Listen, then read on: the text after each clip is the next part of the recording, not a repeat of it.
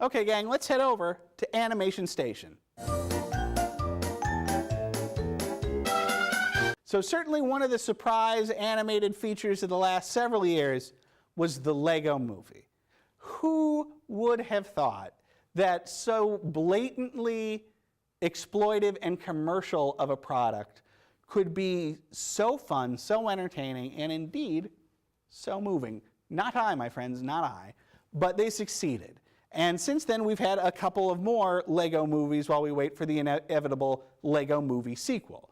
We've had the Lego Batman movie, which I quite enjoyed, and now we have the Lego Ninjago movie. Now, I was sort of excited for Lego Batman, especially once the trailers and ads started coming out and it started to look fun.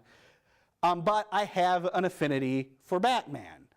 Ninjago is a Lego property of ninjas that they've made up, which is fine, and I'm sure that there are a lot of young kids who are very excited about Ninjago, but it is not a thing that I have any particular connection to, so, you know, I was pretty lukewarm about checking this one out. So I did finally, and the result is a fun, if slight, movie. They've brought over a lot of the same irreverent humor from the Lego Movie, and I think they've smartly kept the idea of the Lego world and our world sort of coexisting, where things from our world can have an impact on the Lego world, in this case seen through an attack on the Lego city by an adorable kitten, which is a pretty fun sequence.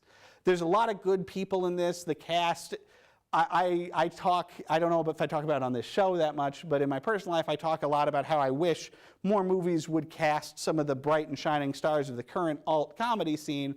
Well, this movie certainly did that, with a supporting cast that includes, among other terrific performers, Kumail Nanjiani. And the supporting cast is a ton of fun in this one. But this one is really anchored by its leads. The star of the movie is Dave Franco, who has, over the last couple of years, proved himself to possibly be the superior Franco.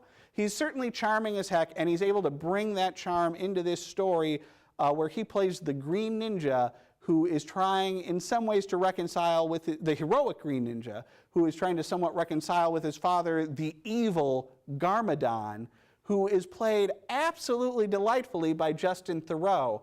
Around these parts, we know Justin Theroux as a homebreaker, but it turns out he's a pretty good vocal performer, and he brings a lot of fun and cluelessness to this supervillain role, as he sort of starts to come around to aspects of fatherhood with Dave Franco. Again, and while it does this sort of father and son reconciliation plot very well, it is ultimately a little slight. It doesn't quite mine to the depths of emotion or innovation that the Lego Movie does, but it does carry the standard more than well enough. And so I'm going to give Lego Ninjago Movie 3.5 stars. Now it's time for MST 3A to Z.